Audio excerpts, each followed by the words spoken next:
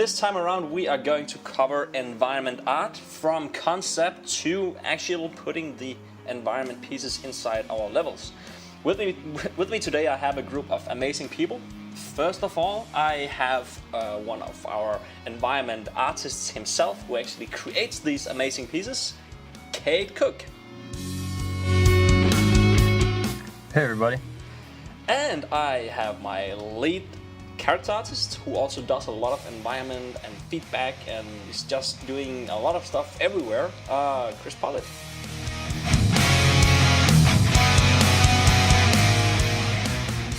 Hello. And we have our lead level designer here who knows how to place these things in the levels, Leon. Hello. We have our concept artist who is amazing at creating concept pieces for these environment arts. Yes, it's Martin Bodden. Happy to be here. And last but not least, we have Vanessa here, who is really good at putting these things together and create these amazing set dress levels. Hi, Vanessa. Hi. And my name is Frederik, and I am also set dressing a lot with concept pieces, besides being the game director on this project. And welcome.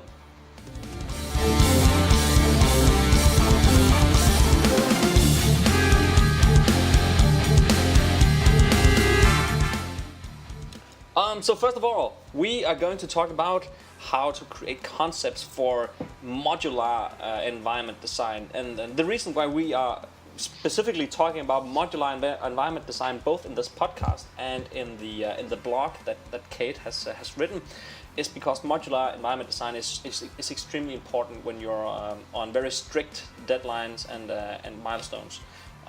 So you can use your assets in tons of different ways. But before we start with the concept piece, I'd love to Chris to maybe talk a bit about what is modular environment design and why it's so important, and how can you actually how can you do some great results with environment design and also be efficient at the same time. All right. Well, fortunately, I worked as an environment artist for like a year or so, in between character stuff. So I've been doing this for ages. But yeah, it's the easiest way to think about it is Lego bricks. You know, you can build something a lot faster if you already have a set number of things to put together. So like, say you have walls and a wall corner and whatever, you don't have to remake that same thing again and again and again. You can just plug it together and it fits nice and snug. I don't know what else do you want me to say about it. But yeah, it is basically like Lego bricks, which is also one of the funniest part about this thing, because I guess you could basically say that, you know, instead of ordering like a house built by a 3D artist, you order the bricks for the house and you build it yourself in the level, right? Because then you can also use these bricks for tons of other things, and you can use the door for other things and the roof and, you know. Yeah, I mean, you don't have to make that one house. If you have, like, say, the brick wall panel and the pillars and whatever, and the roof, you can make, you know, multiple kinds of, you know, different houses, which can all be unique in their design, but made out of the same thing. So yeah, it's just making lots of things from a small amount of stuff, which takes so little time to make, considering how long it would take if you had, like, to make them uniquely every single time. There are companies out there that does unique environment art mostly, right, for the games. Doesn't it pretty much, you know? Not really. Pretty much everyone has to do it in some form. Do it completely modular. Yeah. What about the games that are more unique in their art style, where you see a lot of unique elements in it? You'll still have you know, a modular set within those unique assets. Like when you see a piece of concept art for, you know, whatever kind of level it is, whether it's some kind of crazy fantasy thing or anything, you pick any game and they'll break that down into, okay, this area is going to have this kind of theme, and, you know, break that down into several types of pieces which will make, and you can reuse them throughout that theme. Yeah. So, you know, you'll have unique bits within it, but every game does it. Pretty much every game. But are there certain games that does it more than others? I'm thinking let's say if you compare a game like Crisis 2, for instance, which is very urban, with a more varied game like Mass Effect, for instance? Yeah, I mean, there's obviously going to be more in first-person shooters where it's like corridor after corridor compared to wide open spaces. Yeah. But even like picking somewhere with humongous amounts of terrain and stuff like Skyrim, it'll have that huge terrain and bits and bobs, but you break that down, you'll see actually there's a lot of modular bits in there, all these trees and the rocks and, well, especially the buildings, but there's a very small amount of that which is actually unique, mesh terrain which they've curated, and then they've just populated it with all these modular bits and bobs. So, Martin, when you sit down and are going to start working on one of these concept pieces for a modular scene or setting, you're one of the more technical concept artists. How does that help you, and how do you approach doing concept art that will be as easy as possible for the 3D artist to convert into modular pieces? Well, I think first thing you have to do is to look really at what pieces you're going to need for the task at hand. For example, if you're going to combine a drain system or a pipe system, then you will want a 45 angle, a 90 angle, a straight, and a 45 straight. So the problem with modular stuff is that even though in real life you could just make a 45 degree angle and then put everything, make a fitting angle and put everything on top of it, in the engine itself, in UDK for example, or any engine, it might just not fit for that matter. You have to build everything with extreme precision, and that precision starts in the concept phase when you think about which item, when and where to place exactly, and how to put them together. So it's basically, so when you imagine that, you get a task, Martin, design a concept piece for this building, can you pretty much compare it to, it's kind of taking a jigsaw puzzle and inverting it, so to speak, to see, okay, how few pieces can I make this concept piece into, and how many things can these pieces be used for? Yeah, I mean, sure. With building, you have a lot of options. You can decide to make the windows singular, so you can put a bump offset behind the windows, make them look like a real room inside, or can just keep them flat on the surface on top of the modular pieces. So even within each piece, you have a lot of variation possible with only small changes in the doing. So yeah, especially buildings are interesting. I mean, each piece, I think, is just one draw call for the engine technically. So that's something that goes on the RAM side of the whole equation, and you don't want to have too many of these. But if you just have hundreds of the same piece in the scene, that's far less stressful for the engine than hundreds of unique parts. So that's mainly the reason I think why modular parts are needed and used, because you can just make these amazing scenes with just a few pieces that can still look unique depending on context. That actually reminds me of one of the last levels I worked on, which is the prison area in E1 L4, where that entire area is maybe made of a set of maybe 10 different assets, not even 10 different assets, that basically use 5 to 8 different materials combined in all sorts of weird ways. And when you mention it, it actually makes sense that I could have asked you guys to, Martin, to create an asset that, or a concept that were way more unique. But I think it's great that you guys make sure that the assets you're creating gives as much freedom as possible to the level designer and the set dresser, because it basically puts half the effort into their hand and makes the whole chain of progress from concept to implementation way more streamlined.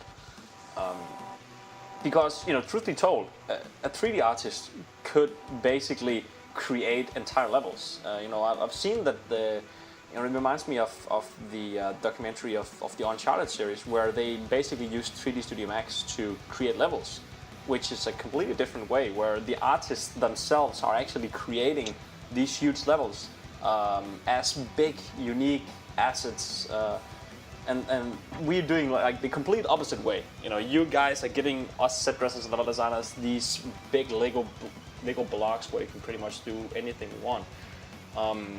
Kate, when you get a task to, for instance, when we give you a task, it's basically area based. So right now you're working on episode 2 boss battle assets. So what is the approach from the very beginning to the very last piece of the asset before you commit it? Can you take us through like how you do environment modular assets? Yeah. So firstly, usually we get some information posted on the forum that comes along with this regarding texture budgets and geometry budgets. And we get usually concept paintings too, done by either Arturo or I believe there was another member of the team named Robert before I got on. And so usually we get kind of, these are your limits in terms of texture and budget, and here's what it should look like, and we kind of take it from there. And so if I'm building a piece that needs to be modular, kind of my first concern is making sure I set up a good base that's snapping to the grid, making sure that it's as easy as possible for the set dressers later on to just pick that up and run with it.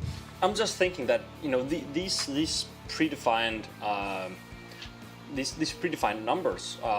Going back to Chris, because Chris is the one that sets up these budgets. Chris, what specifically goes into setting up a budget? You know, how do you define how big the budget will be for Kate before he even gets started? Well, the budgets for things are really based on. Well, it depends. It's like you have to juggle a lot of things, like how often is this object in direct view from the player, and then what's its actual scale in the world. So you won't give, you know, a huge budget to something that's tiny and on screen for a few seconds.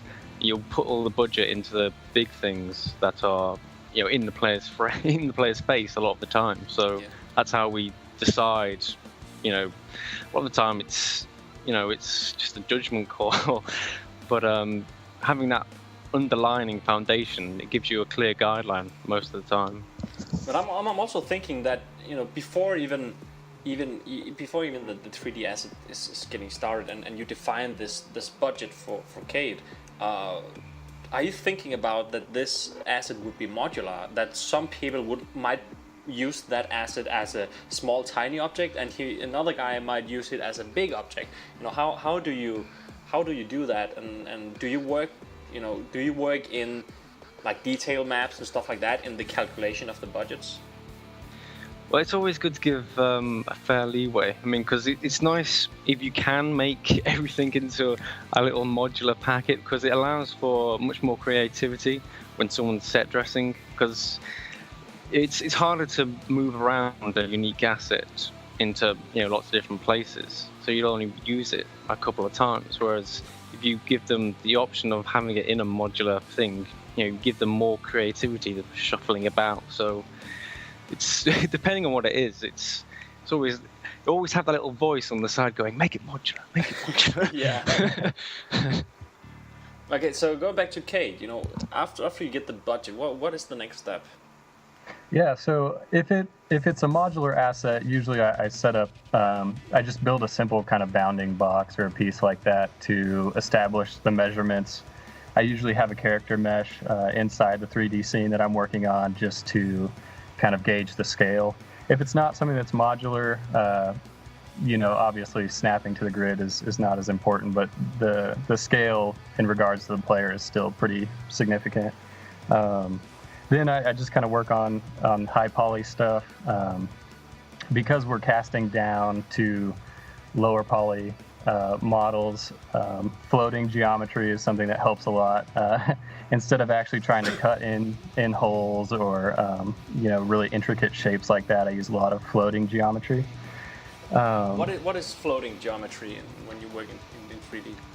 Yeah, so that is basically just a separate little mesh that as opposed to physically cutting in a hole into an already complex mesh, I'll just create another simple mesh as a whole, and it will float over the top of the high poly, and it doesn't cast shadows or anything like that. So when you bake it down, it's not hard to avoid errors in the AO and things like that. But yeah, so it's just a kind of an easier way of getting detail into an already complex mesh. And usually, if it's kind of more organic stuff, that can be sculpted in ZBrush for tiny details, or I know several members of the team use Indu too to set some of those things up. What is Indu too? For the guys out there that are not particularly well known in 3D modeling and just use a bunch of words put together. Yeah, we use TDI and the F4. So that is a plugin for Photoshop where you can convert your painted textures, or you can convert photo things that you've kind of spliced together into normal information or ambient occlusion information. As opposed to doing it in 3D, it's just kind of an alternative method to that. So as I'm going through those processes, I constantly post stuff on the forum for the team to give me feedback on. And then once the high poly is kind of to a place where everybody feels comfortable, then I move on to the low poly. And that is, I just try to adhere as closely to the silhouette of the high poly as I can. But you also have to take into consideration the geometry budget. So you can't just use your high poly model and throw that in the game engine. Talking about the feedback itself, because when the first time you post an image of your asset in the very, very early rough states of it, Chris is basically the guy that says, all right, you need to do this or go on. He's the master. And Chris, what do you specifically look at when he posts the first update? Because we've all seen the crazy overpaints of everything and Photoshops and stuff like that of how an asset should be. And every time one of our artists are implementing all the feedback they get from Chris, they like grow so much in skill, and you can so easily see that in the next asset.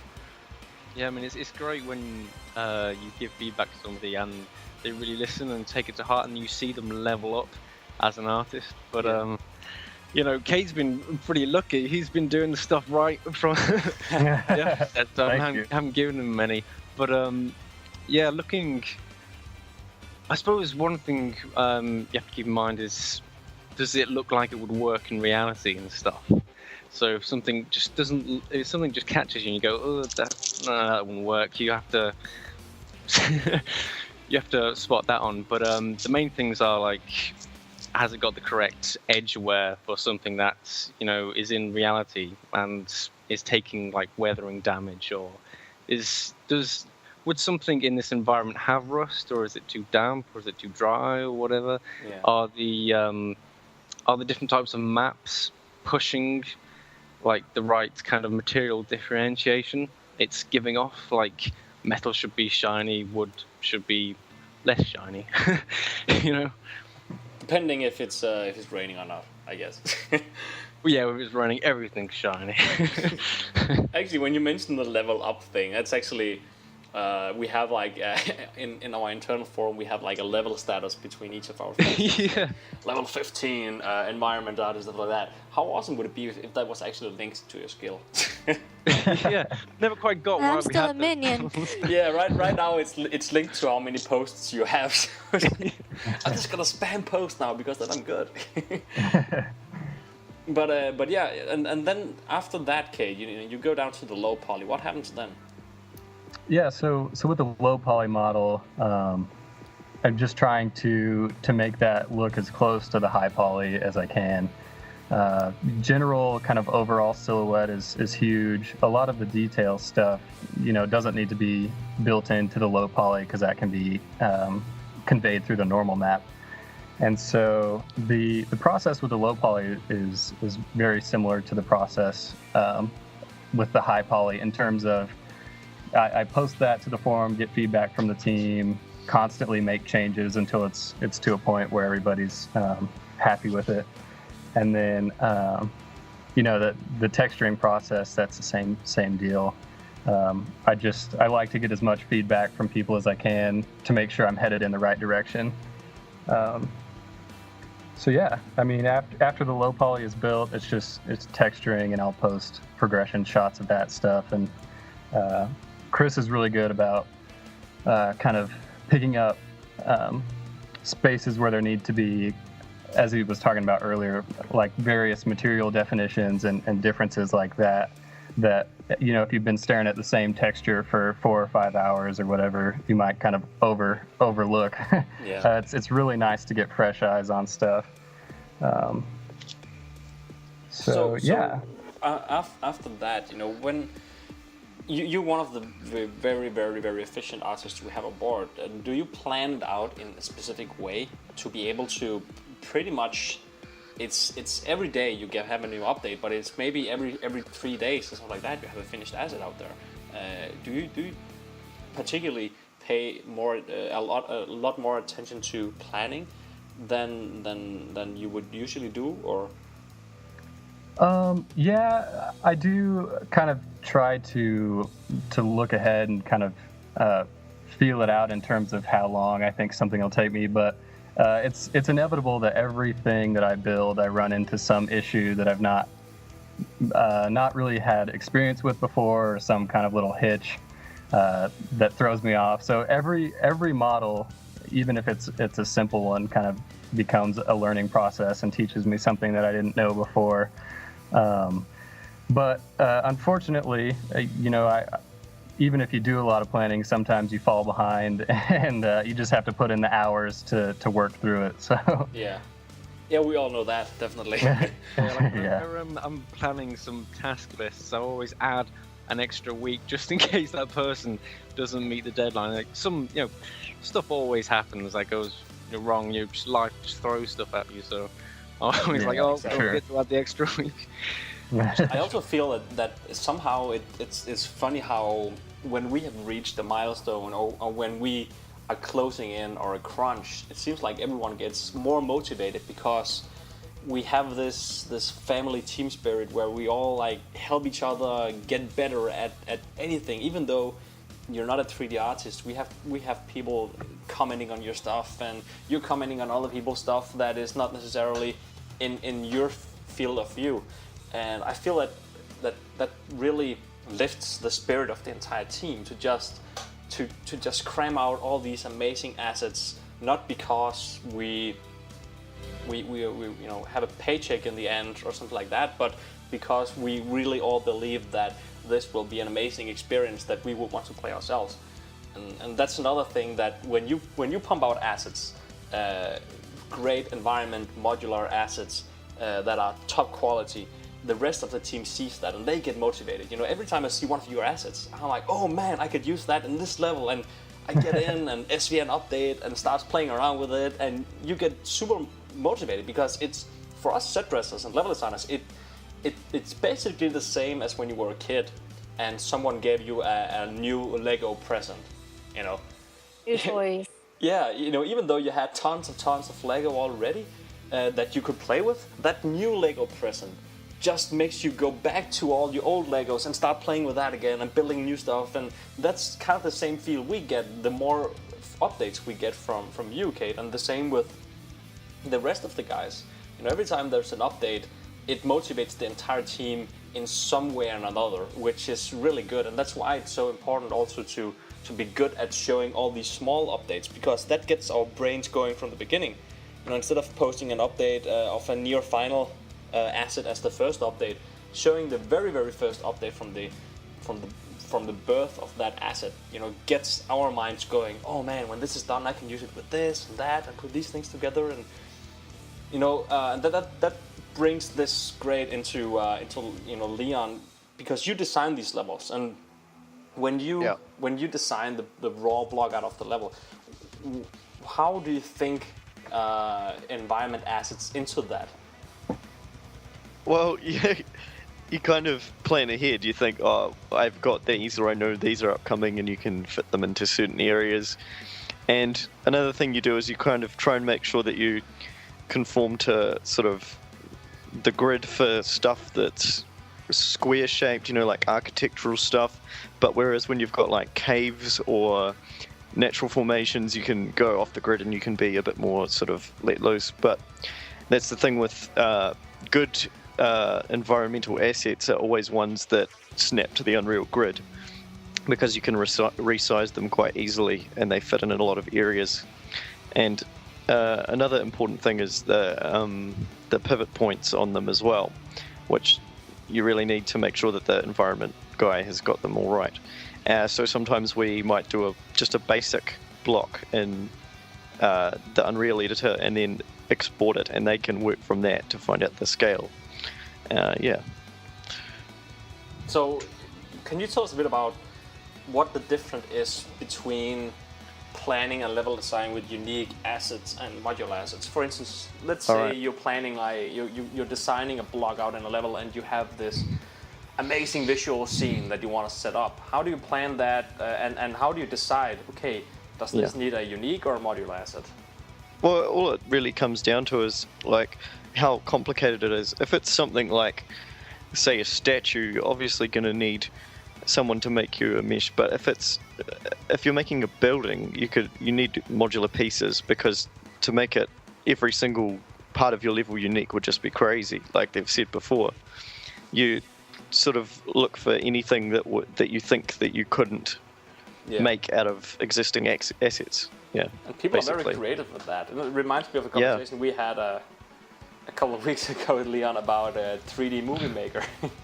Oh yeah, and how in 3D Movie Maker people use the font tool to create just simple, like they use like the letter I or a circle, and they will create complex things from that, because it only has a limited number of assets. And sort of you can get similar things with that when you're editing games. You can apply a different material to something, resize it upside down.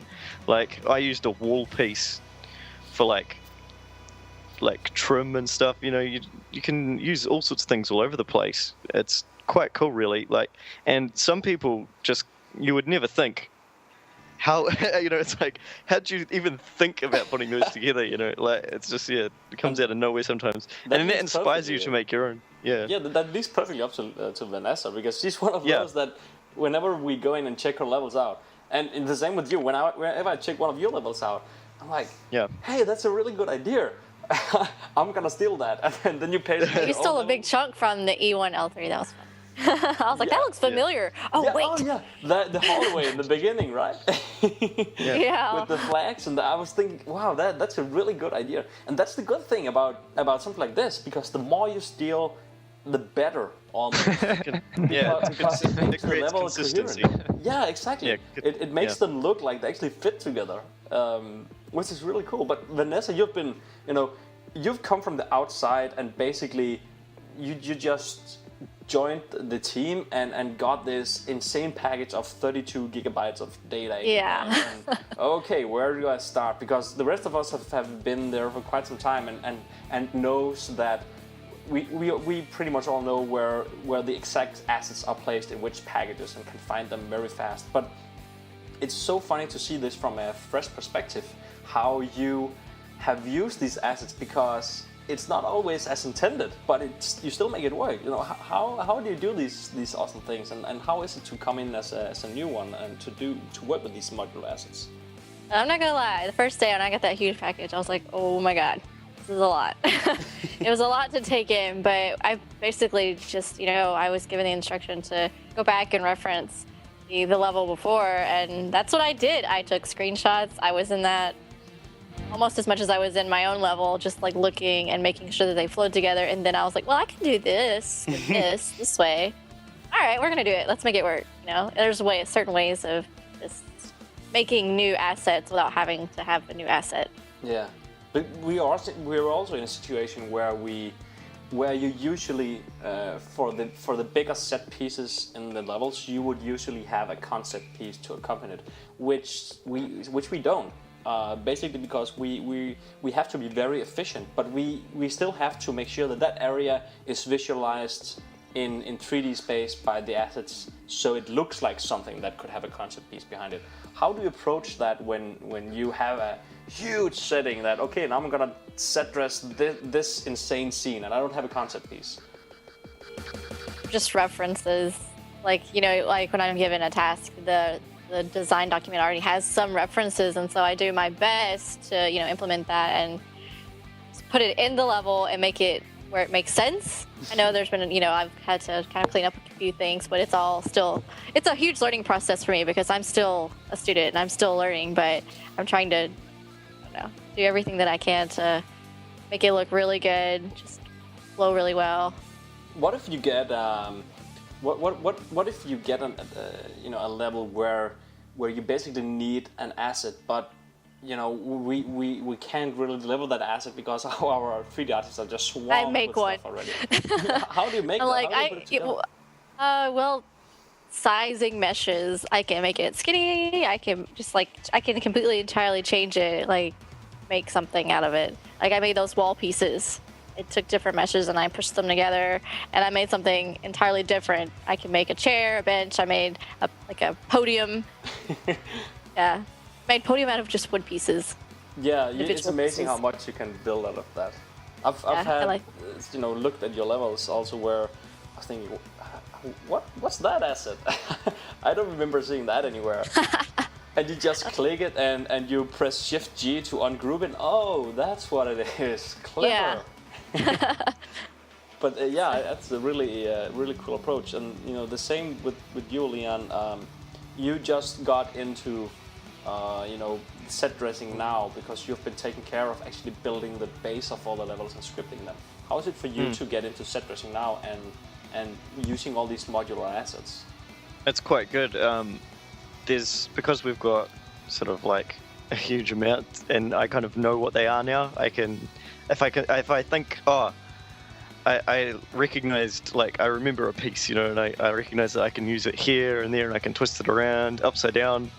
Like I quite often will use trim pieces and flip them around to make a new sort of like maybe a door frame or something, real crazy. Yeah. I guess the biggest thing is the more familiar you are with the assets, the more you are able to put them together in odd situations. Yeah. Exactly. And I also believe that it is some it's not the most perfect situation. We all know that, oh man, I need an asset here, and you would just wish that you could ask a 3D artist to, hey, can you create this asset for me? And I need that here. But we're in a situation where we are just forced to be very creative. And the cool thing is that in the end, the people playing the game would most likely not see a difference between the two ways of doing it.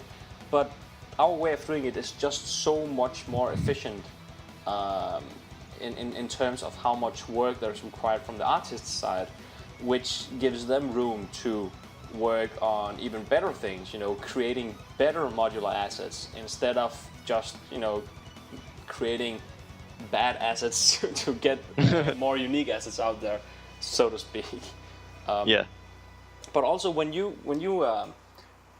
block out these levels, I guess you pretty much have a choice. Do you want to do a corridor-like level, which is pretty much ready for current assets, or do you do something more unique and more organic?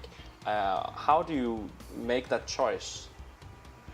Well, you sort of look what's coming up, and if there's only a limited amount of time for someone to work on stuff, you obviously don't want to go like requesting everything because you're just going to run out of time and the artist is going to be burnt out. So you kind of have to think ahead. You have to think, what have I got? Like, what can I work with? And just like, can I get away with it as well too? It's a combination of things, really. It just sort of, you decide what's appropriate at the time. Where's the line, from doing something of modular assets to asking someone like for a unique? For a unique. If it's an important part of the level, if there's something that really needs to be unique, and stand out, then you really want to have a unique asset. Like if you had something in your level like, like a truck, obviously you're not going to go making that out of like blocks and shit because it's going to look terrible. Yeah, but so you ask for a truck. Yeah, yeah, and yeah, stuff like I don't know, like a crane, or if you've got something that like the boss levels usually need something unique because they're always like something that you want to leave an impression on, So yeah, this sort of situations like that. I still remember Daniel's cute block out trucks. Oh yeah, like block out assets for everything. It was so awesome. Yeah, these very weird trucks driving around in with soldiers in them, but then Chris came in and created an awesome truck with so many references. I can't even believe it, to all sorts of things with numbers and like Easter eggs. Yeah, yeah, like Easter eggs everywhere on that truck. Like I put the tri count as one of the details on it, and the texture amount, and then I was like putting, when you used to type into a calculator, and you'd end up with boobies. I put that on there. Oh yeah, that's awesome. Yeah, and the number plate says "rot for the win." It's so awesome when you see these assets being posted. When our PR guys decide, okay, now it's time to show off some of these things, and we have some of the fans really just go through them and guessing everything. Yaniv is another one that's really great at this, and I haven't figured out stuff myself yet. That you look at his stuff and you try to solve his puzzle, so to speak. Oh, what does this mean and that? It's really cool to see how far out some of you guys are taking this to make it as obscure as possible. Yeah, there's so many references, like a lot of the litter assets, there's so much in there. Like players could walk around and just look at and go, wait a minute, why have they written this here? Just like, or read some of the books that are scattered around the place, like the Fapper size. Oh yeah, Fapper size, masturbate yourself thin. And like those notice boards full of little note sticks. Yeah, and the guy that made Alex, who made 20 different post-it notes. Yeah. All these, you shouldn't be here, and the boss is looking and stuff like that. Yeah, if you're reading this, your score is probably really low. Yeah, something like that. Yeah, if you're reading this, your score is probably crap, I think it says. And Go Play DNR is another one. Yeah, that was my one. Yeah, that's right. Nah. There's a lot of really, really cool Easter eggs in our assets in there. I'd also love to talk a bit about the level themes themselves. For instance, if we have a brick asset that Kate creates, Kate, how do you decide if you basically get somewhat the same task but for another episode? Do you take the same asset and just change the texture, or do you do it all over again? And how is that process for the different themed levels? Because you can't have the same concrete in all 4 episodes, so to speak. Right. Now, usually when I get an assignment that's close to one I've already made, but it needs to be different, I'll take the time out to create a separate model for it as well. It does take more time, but I think the uniqueness is worth it. And so in terms of how I approach the texturing for those pieces, it was kind of touched on earlier, but it just depends on, is this brick or is this wall going to be outside? Is it inside? What takes place in the environment that this model is going to be in? Is it going to have bullet holes or like scorch marks on it? So there's a lot of variation that you can put into a model and a texture, even though it could be very similar to one you've already made. I'm also thinking, the very last step of it, when you actually put the asset in the level and look up close. We use a lot of different techniques to make it pop out. Chris, could you maybe tell us a bit about how we fake a lot of DirectX 11 things, like we fake tessellation and we fake detail map and stuff like that. Can you tell us a bit about these extra things that gets put on as the very last thing to make the assets pop? Yeah, I mean, game artists have been doing smoke and mirrors for years and years with these kind of things. Like with one great example is the subsurface scattering on the characters. Instead of the extremely expensive, DirectX 11 thing, we just have a it's like a Fresnel or something, which is just like a block color. It does exactly the same thing, but with like no cost. So it's just getting things to look like that. We there's one thing we do with the normal maps, and we add the parallax map into the blue channel in the normal map and stuff like that. Yeah. And that makes anything Simo's made, it just makes it look awesome. Yeah, it really, from having a normal map where you can kind of see some depth to using this, where it really it looks like a 3D asset. It looks like each brick is really sticking out, and you really have to look at it completely lined up from the side to be able to see it as a flat thing. But that is kind of our way of faking tessellation.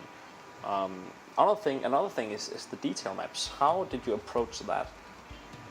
Yeah, I mean, the detail maps allows so much, more stuff, because you don't have to put that amount of detail on, the original texture for it. So, like with the bricks or bits of metal, or just something, I don't know, whatever you want. You can you basically make the texture which you would see extremely up close, and like scratched metal or whatever. One example, some games is with the faces. You'd have a pore detail map. Yeah. So when you get that close, you see the pores and stuff. That is something we still need to get into our game, as far as I remember. I remember you saying that one of those things I'm going to work on, Fred, is pores and sweat. Yeah, the sweat. Well, I made the pores thing, but Nick was like, no, it's just too expensive. Shouldn't use it. And, considering how fast-paced our game is, no one's going to look at their faces. So it's like, yeah, you're right. Just going to stay. Yeah. Just want to kill them. Yeah. I want to see the dead look in your eyes. Yeah, yeah, like when Dave posted that Skyrim mod with the sweaty elf or something like that. Exactly. It's like, hey, we could do that. It's like raining we want everyone a lot to of be levels. sweaty now. But yeah, it looks really, really awesome, especially when playing around with the assets and dragging something into the level, and you look up close and it's pretty blurry. It's the same amount of blur as in any other game, and you just open the checkbox and you just check the special shader we created for the detail and height map, and bam, it like, wow. Now this looks really insane, because we have it in almost everywhere in the game. No matter where you look, you can like almost zoom. You can zoom as much as you can see, and you will still see like per pixel details almost on everything in the game, which makes it look stunning. Absolutely, without using DirectX 11 or anything like it. It's a pure 32-bit DirectX 9 game, which means that almost no matter how old your computer is, you will see the exact same result as you would on high-end systems, which is very important for us. We could go out and do a DirectX 11 mod or something like that, a patch later on. But right now, our primary goal with this was that everyone needs to see the same thing. Everyone should have the same experience, and that's. I remember when we were talking with Nick, also our technical artist, about okay, which features are we going to do, and we wanted to do all these cool DirectX things, but again, we were eliminating a big group of people without DirectX 11 cards that wouldn't see all these things, and that's why we decided to see if we could fake it somehow, and I think we did an amazing job on it. Yeah, I mean, a lot of the time you don't even need to have that kind of stuff in there. You can do exactly the same thing with just a different version. Like, so when you see a new graphics card come out, like, there's no point in buying a brand new graphics card because nobody's made anything for it. You've got some fancy one. Well, it's good for you because it doesn't mean anything.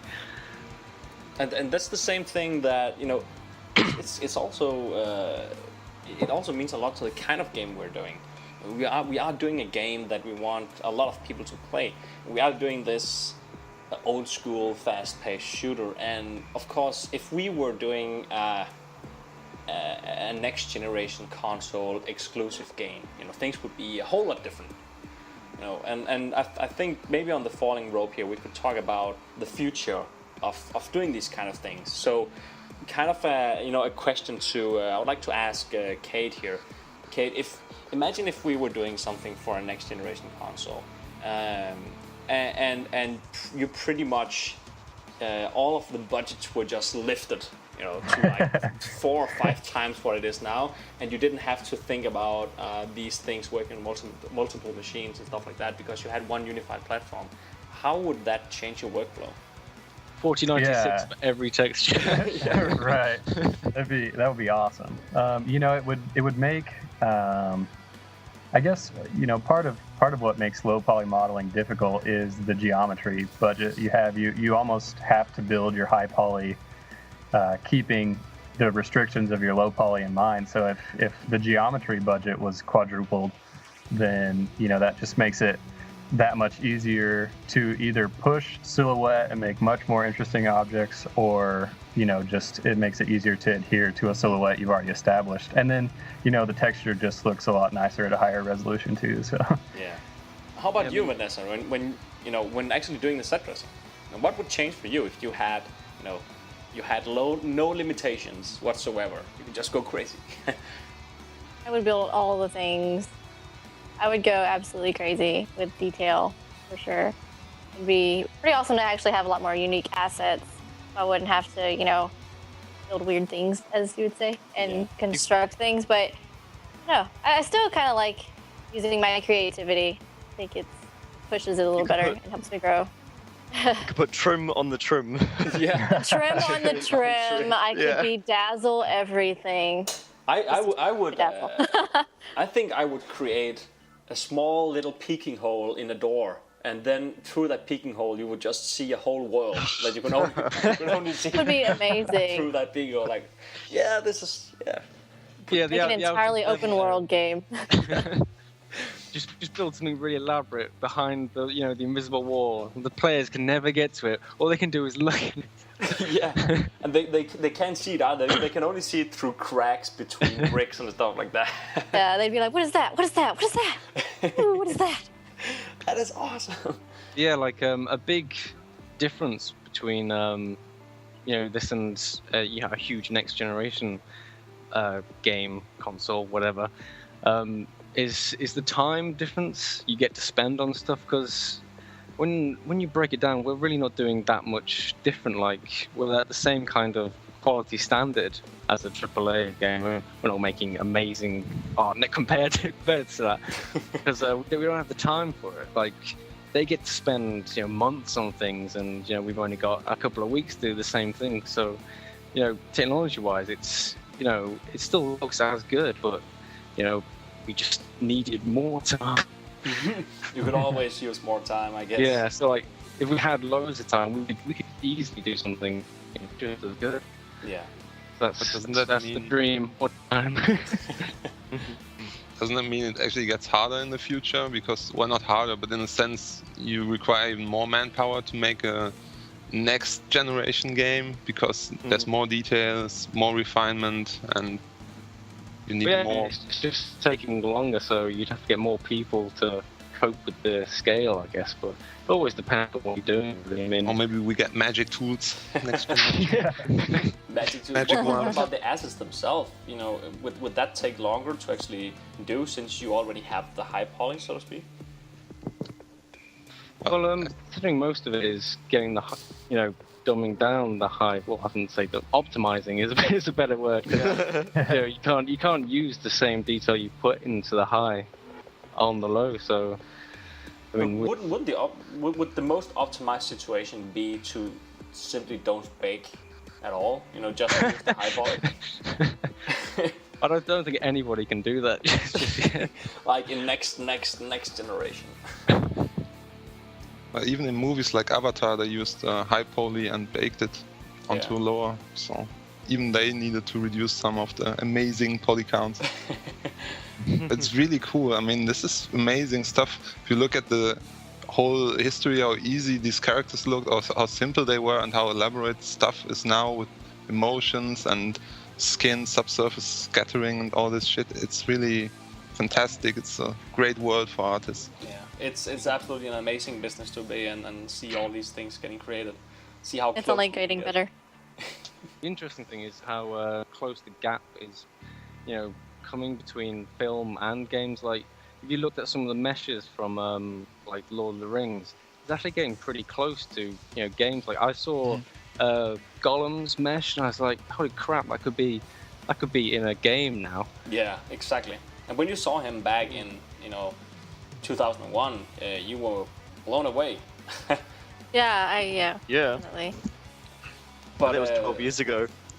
Can't believe it was that long ago. That's Oh my insane. god. That's Yeah. very long. it looks almost exactly the same. It's like Yeah. with technology in general, we've kind of been stuck in time. It feels like we've been stuck in time because when you look at I was looking at Gears of War 1 for Xbox 360.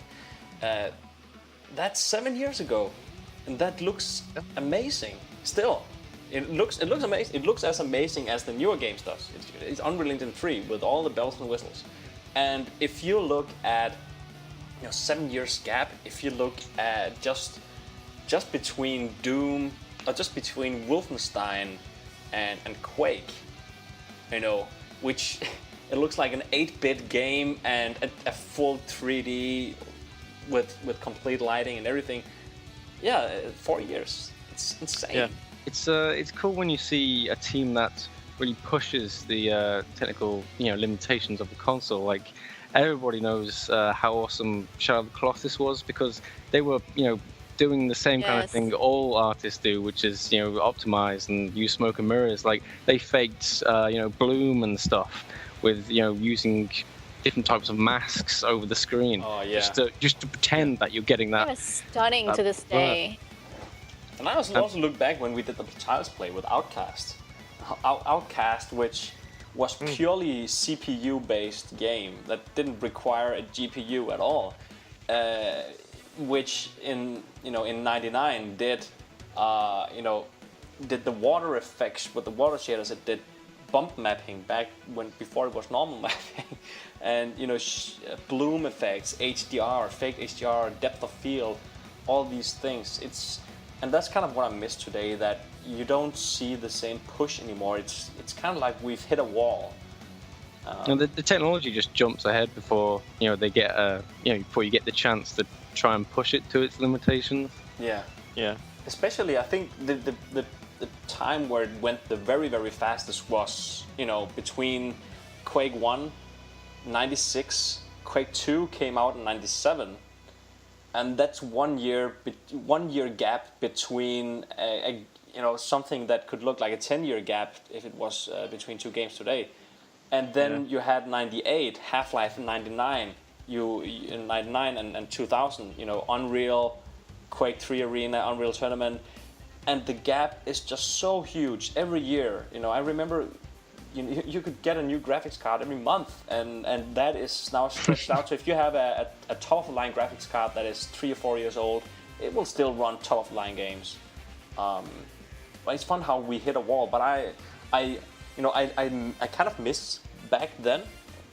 It made it harder to be a game developer, but it made it more fun to be gamer because you always saw these, the next team that wanted to do something that looked like real life. Where today, it's easy to be a game developer because you don't have this technology race, which was basically what Duke Forever got caught in. Technology race. The worst time ever to do Duke Reloaded, Duke Forever was when Duke Forever was getting done. From 97 was possibly the worst time of all you could start creating a next generation video game, because the next generation was half year ahead all the ways. Yeah. But go ahead. Oh, just Quake 2 kind of overtook it, and then Unreal overtook it, and then it just kept going and compounding over the years. Yeah. And now, if you started on an Unreal Engine 3 game 7 years ago, you wouldn't have had to do any engine updates or big switches or anything. You would just release it today, and it would still be a current generation, really good looking, awesome looking game. you couldn't do that back then. That would be the same as having started working on Wolfenstein 3D, and then in 2000 they released Wolfenstein 3D, but it still looks like Wolfenstein 3D. Yeah. People were like, "What the hell?" Yeah. I like the accessibility that's coming to today's tools. Like, if you looked, or if you even tried modding ages ago, you'd have to use this third-party hacked kind of thing just to try and push things together, and it was just like the most awful thing ever. You had to know so much extra just to try and do the tiniest thing, whereas nowadays the technology is just centered around making the ease of access. Just anybody can pick up UDK and exactly click and drag. Again, I think that's because of I think that's because the next generation have been stalled for so long, which is both a good and a bad thing. And I think it's a really good thing because of what you exactly mentioned here, Chris, that it has just allowed people and companies to do so much more with their current technology, which makes it so accessible for everyone. And it's both exciting and frightening that we're now very, very close to entering the next generation, and to see how big the gap is. Because even with PC games, when you look at top-of-the-line PC games, if you look at games like Crysis 2, for instance, you still know that, it's a really beautiful game. It's top of the line, but it's still not as top of the line as it could be if consoles didn't exist, because they still had to create that with consoles in mind. Even though it's a PC game as well, where you can do way more things, they still had to have in mind that this is also something that has to work in consoles. Instead of just go completely say, okay, screw consoles, we'll create this game exclusively and only for the top of the line graphic cards. Yeah, I mean, you're limited by the lowest platform that you... Yeah, and that's what's so exciting about next generation, because then they get consoles that are like top of the line, and they don't have to limit themselves anymore. I think that would be very exciting. I can't wait to see, next generation games, Unreal Engine 4 games, the new IT tech, see how Doom 4 looks like, and... that would be absolutely amazing, and we're so close to a new generation that this will most likely also be our last current generation game before we make a switch to something like Unreal Engine 4 or whatever it's going to be. Unreal Engine 4 is beautiful. That demo reel really makes me happy. Yeah, and we haven't excited to play around in it. We haven't even seen anything real from we've seen the demos, but we haven't seen anything real that others have created. We've only seen fantasy stuff with the Elemental demo from Epic. And when the next thing, it'll be Unreal. Unreal. Exactly. No pun intended, or maybe pun intended. Pun intended. I really, really, really hope that it will be an Unreal reboot that we'll get. That we'll see a game for at the PlayStation or the Microsoft Press event at E3, where Mark Rain gets up on stage and just says, "Hey guys, this is our next generation title.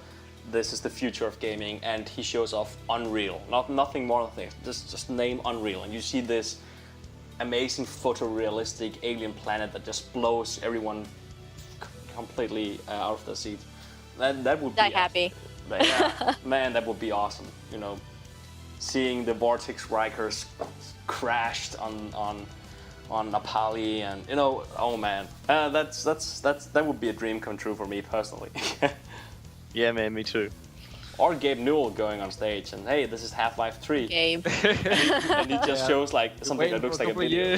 Yet, I think. Yeah. Let's just walk over to Valve on my next day off and be like, hey, look, we gotta have a talk. If we can see Half-Life 3, you guys can see Pathfinder. Yeah. We'll just tell them that. They'll be like, Pathfinder? Oh my god.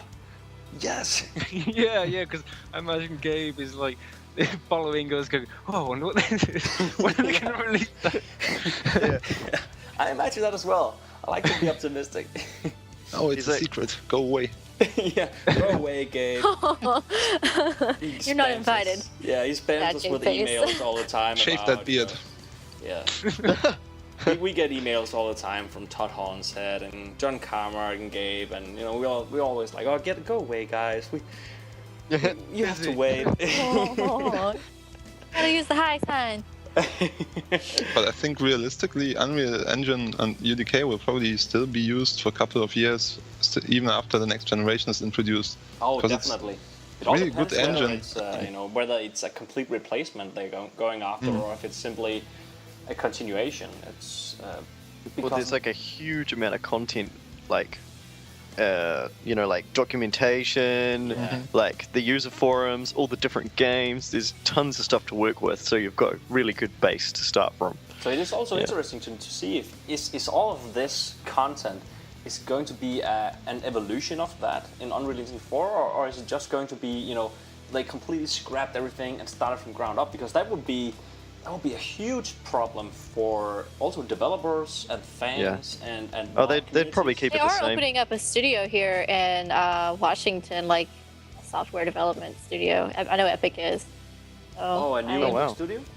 They actually, some people, before they realized that that's not really what I did, were hitting me up and being like, "Oh my God, Vanessa, you need to apply." I was like, "It's software development, guys. It's software development." But still, they've got something coming up. Yeah, up here. I'd have to find the link or whatever. But yeah, totally. Awesome. Yeah, I love it when people think, oh, you code the art? Yes, I know. I get that at work all the time. I'm like, no. They're like, oh, so you're a programmer.